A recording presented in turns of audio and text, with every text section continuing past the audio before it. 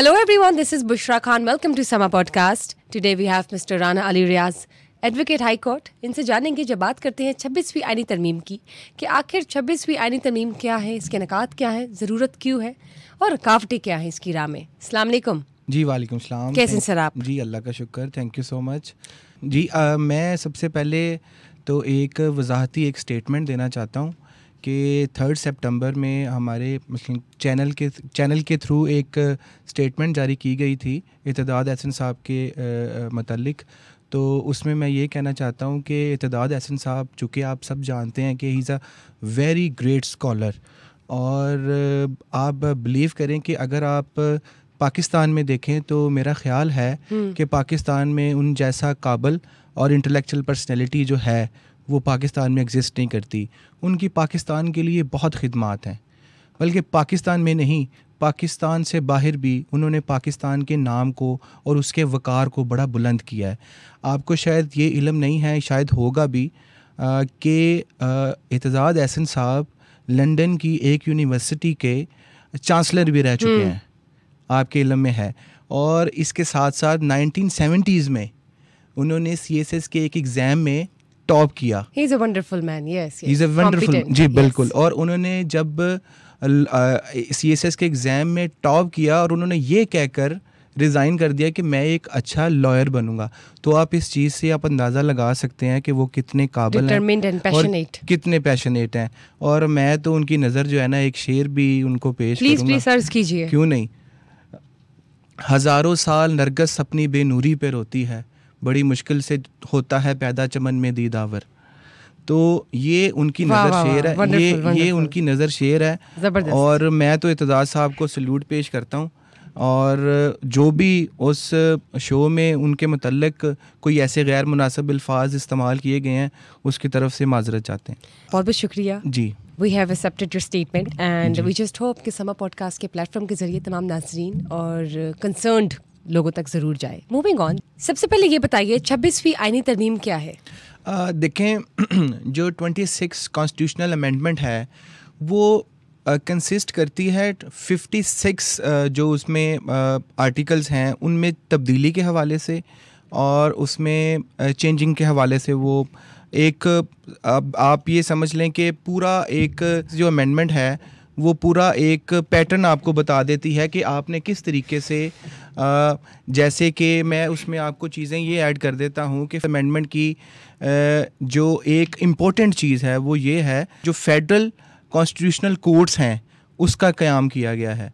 अब आप ये देखें, फेडरल कॉन्स्टिट्यूशनल कोर्ट्स का क्या? जी, फेडरल कॉन्स्टिट्यूशनल कोर्ट्स का, ठीक है, उसका क़याम किया गया, उसका निफाज किया गया. ये भी जस्ट प्रपोज्ड है. ये कानून तब बनेगा जब इसको 2/3 मेजोरिटी जो है एक्सेप्ट करेगी बाय द पार्लियामेंट, 2/3 मेजोरिटी. ठीक है. अभी तो ये एक प्रपोज्ड अमेंडमेंट है.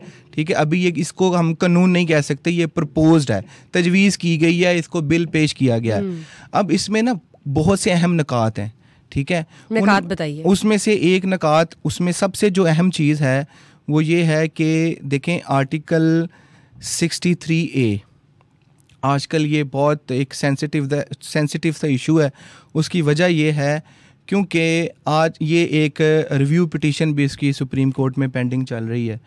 और आर्टिकल 63A जो है वो किसी भी जो नई तरमीम जो तजवीज़ की गई है, मैं उसके मुतालिक आपको बताता हूँ कि किसी भी पॉलिटिकल पार्टी का जो सरबराह है, ठीक है, उसके मुकर्रर करदा पार्लिमानी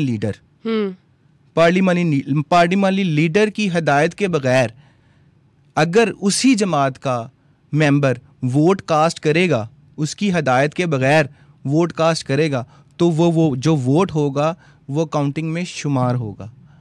ठीक. ये एक उन्होंने नई जो तजवीज़ पेश की है regarding parliamentarians and the vote. जी, ठीक. Regarding parliamentarian and vote.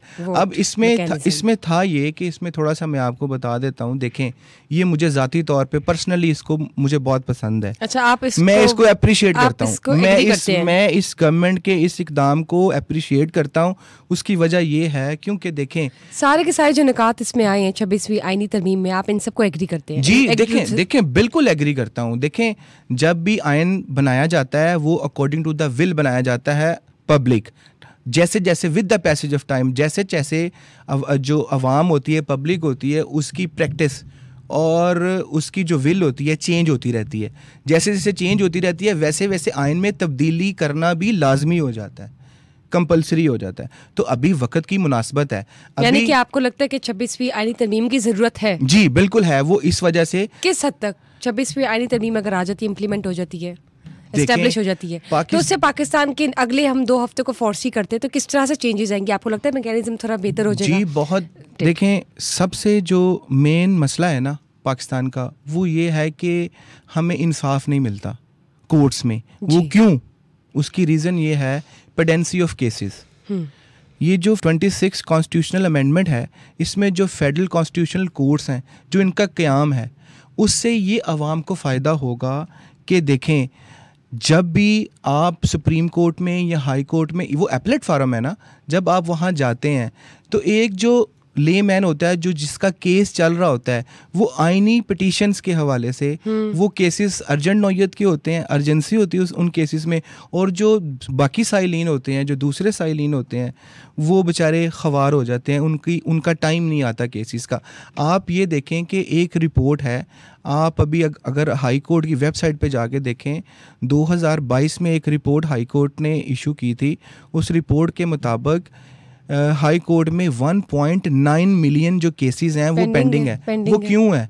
वो इस वजह से कि अगर हाई कोर्ट या सुप्रीम कोर्ट आइनी मामला देखे या वो अवाम तो के सिविल मैटर्स रह जाते हैं, नेग्लेक्ट हो जाते हैं। जी, जो पब्लिक से रिलेटेड मैटर है वो देखे।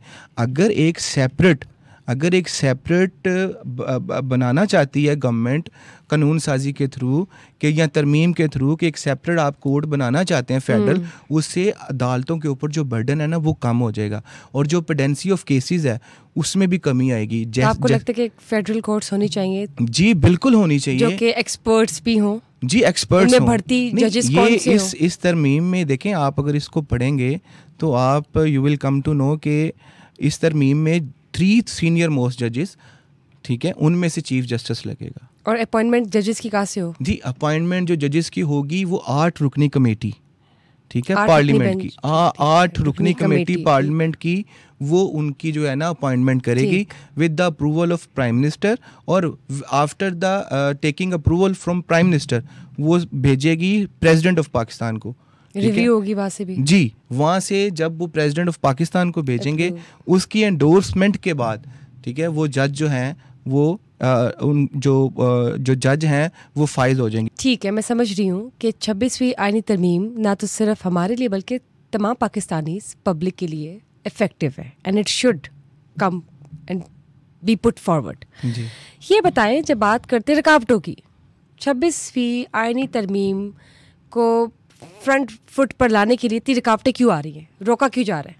देखिए, रोका इसलिए जा रहा है, थोड़ा सा इसमें पॉलिटिकली मामलात हैं। पॉलिटिकली मामलात ये हैं कि एक जो जमात है वो ये समझती है कि अगर ये तरमीम हो जाएगी आइन में तो उनको नुकसान होगा। ऐसा सच नुकसान नहीं होगा उनको, बल्कि ये तो अवाम की फलाह की बात है। ठीक। अगर कॉन्स्टिट्यूशनल कोर्ट्स का क़याम होता है तो ये तो अवाम के लिए बहुत एक समझ लें कि फैसिलिटेट करेगी गवर्नमेंट उनको। ठीक है, तो ये गवर्नमेंट जो है ये अवाम की बेहतरी के लिए सोच रही है ना कि ये आइनी मामलात को अलहदा कर दिया जाए, ठीक है, और जो पब्लिक से रिलेटेड मैटर है उनको अलहदा कर दिया जाए। अब वो ये सोच रहे हैं कि शायद उनको विक्टिमाइज़ करने के लिए ये सारा कुछ किया जा रहा है, बल्कि उनको विक्टिमाइज़ करने के लिए नहीं किया जा रहा, ठीक है, बल्कि किया ये इसलिए जा रहा है कि कानून की बालादस्ती कायम हो, ठीक है, सुप्रीमेसी ऑफ लॉ हो, ठीक है। इस पर्पस के लिए जो है वो जो गवर्नमेंट है इस तरमीम को करना चाहती है, और एक नई अमन ईमान की सूरत देखने को मिले फॉर अ बेटर फ्यूचर जी पाकिस्तान। बहुत बहुत शुक्रिया सर आपका for being here and casting light when we talk about 26th constitutional amendment. Thank you guys for watching us today. Just stay tuned for another session. Till then, bye bye.